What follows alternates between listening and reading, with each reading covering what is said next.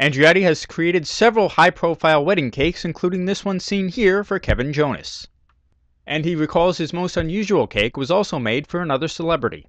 We deal with a lot of celebrities here at Oheka, and one particular celebrity said he wanted a cake. Actually, it was a set of cakes, and he said, "You haven't heard this yet." He says, "You have no idea what's going to come out of my mouth, and I'm going to really scare you. I promise you. You haven't had a request like this." So I said, "What could it possibly be?" And he said, "Look," he says, "I'm looking for a headless bride and a headless groom."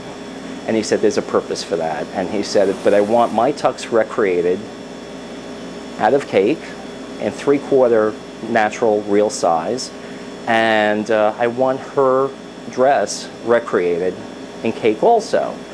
So I said, "Well, I have no idea what these things look like. I've never done it. I can try." He says, "I have faith in you. Let's do it." So next thing I know is I have an Eileen Ford model walking around here wearing the dress, and I have a sketch pad, and I'm sketching her dress. And I actually got a call from the designer that manufactured his tuxedo, that designed it for him. And we did exact replicas. So here we are. I had no idea how to approach it, figured it out, and we ended up with a really stunning art piece that was totally edible, that was 3/4 true to life size of their original actual size. And the beauty of it was they had done a circus theme, and they ended up putting their heads on top of the cake and their hands sticking out at the bottom. So it was part of a very, very big production, and I was proud to have done that. The demands could be pretty crazy, but by not knowing and by breaking the rules and by thinking out of the box, I've really been able to agree to everything that they throw at me. Sometimes I panic, and sometimes I say, "I don't know if I could really do this." But somehow, with all the experience piled up behind me, I end up figuring out and doing, and usually giving them what they want. And that's been a big plus to me. But it can get pretty scary. It's like being in a Broadway play. You have a definite time. The curtain goes up, the show has to begin. There's no turning back. So I can't have failure. I have to organize myself, start way ahead, and I have to pull it through. And by making mistake upon mistake over years and years and years, there's no mistakes anymore. Now it comes easy to me. And at this point, it took a long time, but I really consider myself a professional within the field, even though I haven't had all that formal training. In addition to creating the big wedding cakes, Daniel is also responsible for creating specialized individual desserts like these for a fine dining experience. Delicious.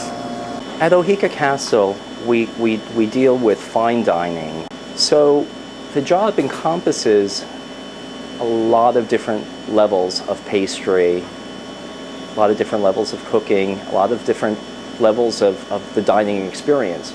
So what we have to do is really, again, be original. They come to Oheka, we've set the bar so high in this department, they come here expecting to see something that's going to wow them, something different. We make a golden egg, that's an actual chicken egg.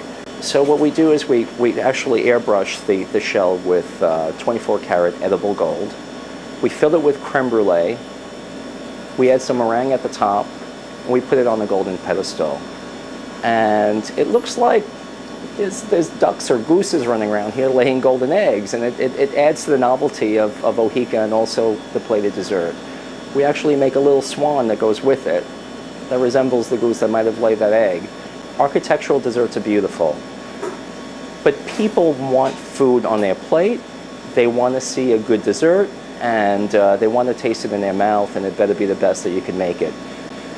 I make very simple desserts. I fall back on all the old classics. We do cream puffs, we do apple strudels, we do apple brown betties, we do anything that could be classic. The creme brulees, the flan, the panna cottas, along with croque and bouche and a lot of classic desserts. I find that people like their comfort food. But we mix it up with a dash of the high elegance, design work that all of the finest pastry chefs across New York do. Dessert's the highlight. You can't wait for dessert. In my house, my wife loves dessert. I'm a pastry chef. Many times, family gatherings, we start with dessert first, because we can. Andreotti says anyone looking to become a chef should get as much hands-on experience as possible. I encourage, people who want to do this. I think it's a beautiful life. I'm standing here talking about it, as passionate about it as I was 25 years ago as I am today. Don't regret it. Have no regrets. Everyone that goes into chefing has that dream of being that superstar chef. It's not so easy. You need all the other different elements to go with it, but I encourage anyone to be any kind of a chef and hopefully be a super chef too. In Huntington, Chris Collora reporting.